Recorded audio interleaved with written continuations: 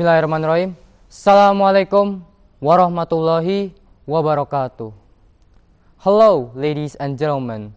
First of all, I would like to say praise be to Allah subhanahu wa ta'ala, the Lord of the worlds, who gives us many blessings, especially blessing in Islam. Peace and blessings of Allah be upon the noblest of the prophets, Muhammad sallallahu alaihi wasallam, who has brought us from the time of ignorance to the Islamic age. The honorable judges, the honorable committee of this competition, and all participants of this competition, and also everyone that I truly respect. Before I start the speech, let me introduce myself. My name is Muhammad Zaidan Ilmam Hanifi from Harapan Bunda Islamic Junior High School Purwokerto, or more correctly, Smpit Harapan Bunda Purwokerto. Dear ladies and gentlemen, I'm pretty sure we all have heard the pandemic term a lot since the COVID-19 outbreak occurred. Coronavirus disease, or also known as COVID-19, first appeared in Wuhan, China at the end of 2019. Then this virus is increasingly getting out of control and confirmed to spread to various parts of the world, including in our country, Indonesia. And as we know, it eventually became a global pandemic. Dear ladies and gentlemen, do you know the social causes? Dear ladies and gentlemen, do you know the social impacts caused by COVID-19? Well, I'm sure we've realized that the COVID-19 pandemic has brought changes to our habits and lives with a new lifestyle. Various changes have emerged during the pandemic, starting from always wearing masks, washing hands, and maintaining social distance. Of course, this causes unrest in the society, doesn't it? I mean, all forms of community activity during the pandemic must be forced to be adjusted with hyper standards. From going outside to returning to home, it feels so much different than usual.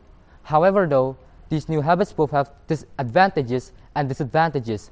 The advantages is, of course, it prevents the spread of the COVID-19 virus, while the disadvantages that may arise is that the society that has to prepare more costs to buy masks, internets for study or work, and much more.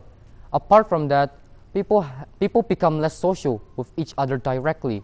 So we, as a society, our only way to get through this new life is to adapt to it and make every step we take relevant in responding to the changes, so that hopefully we can get through this pandemic together. Ladies and gentlemen, the impact of Corona on society can also be felt by the world of education. The pandemic era breaks the education system with the policy to leave or divert the learning process from offline to online or school to home, which made many people confused because there are so many schools that are not ready to implement online learning for their teachers and students. The children who have been studying peacefully became disturbed. In fact, many are constrained, and some of them even drop out of school, especially in rural areas like where there are very few and low levels of economic income. Because to join online learning, you have to have internet and also electronic device, not to mention being constrained by signals that are often not smooth. That way, many are unable to participate in online learning activities, and many of them don't even have devices that will support the online learning. In responding to the phenomenon, it is necessary for the government to take action so that education can run normally again. Ladies and gentlemen, other than impacts for the society, the COVID-19 pandemic also has an impact on the economy. In fact, the pandemic has posed economic challenges in Indonesia and has created a socio-economic crisis for many Indonesian families. We all know that the government implemented a physical distancing policy, mobility restriction, and even recommended work from home. It does minimize the spread of the COVID-19 virus and save lives. However, with the implementation of those things, activities outside home become strictly limited. This has resulted in various business sectors reducing or even stopping their activities. It increases unemployment, people losing their job, poverty, inflation, and affects the rate of economic growth. The government needs to be aware of the conditions that occur in the community. The government needs to provide breakthroughs so that the impact of the COVID-19 pandemic in the economy does not continue and negatively affects people's lives at large. Ladies and gentlemen, till this day, we are still in the same state as the COVID-19 pandemic as in previous years. there have been many victims to this deadly virus. Not infrequently, the victims we find are our own neighbors, our friends, or even our family.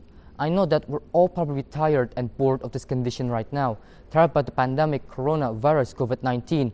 But remember that the COVID-19 pandemic will only end if we remain strong and obey health protocols. If we see people around us violating health protocols, then it is our role to remind them, don't be shy and don't be afraid, because violating health protocols will actually make us live more longer in this pandemic atmosphere. Well, ladies and gentlemen, that's the speech that I could deliver for today. Thank you so much for your attention, and remember, stay strong, stay safe, always obey health protocols, and always wear a mask. Assalamualaikum warahmatullahi wabarakatuh.